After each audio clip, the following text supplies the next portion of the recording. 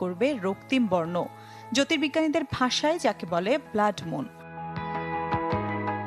Greenidge সময় বা universal time coordinate UTC অনুসারে ৭ সেপ্টেম্বর বিকেল ৩:২৫ শুরু হবে চন্দ্রগ্রহণ। বাংলাদেশ সময় রাত ১১টার পর থেকে দূষণমুক্ত স্থান থেকে উপভোগ করা যাবে এই ব্লাড মুন, যা স্থায়ী হবে প্রায় ৮২ মিনিট। নাসার তথ্য বলছে এশিয়া, অস্ট্রেলিয়া, আফ্রিকা ও ইউরোপের প্রায় ৬২০ কোটি মানুষ এই অনবদ্য দৃশ্যের সাক্ষী হবেন।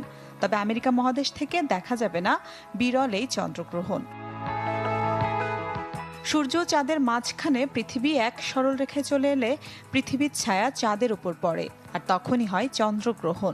এ সময় সূর্য থেকে চাঁদে পৌঁছানো একমাত্র আলো পৃথিবীর বায়ুমণ্ডলের মধ্য দিয়ে প্রসারিত হয়, যার ফলে পৃথিবীর মানুষ চাঁদের লালচে বা রক্তিম চেহারা দেখতে পান। সবশেষ চলতি বছর মার্চে পূর্ণ চন্দ্রগ্রহণের সাক্ষী হয়েছিল বিশ্ব। মিলা খন্দকার, চ্যানেল 24।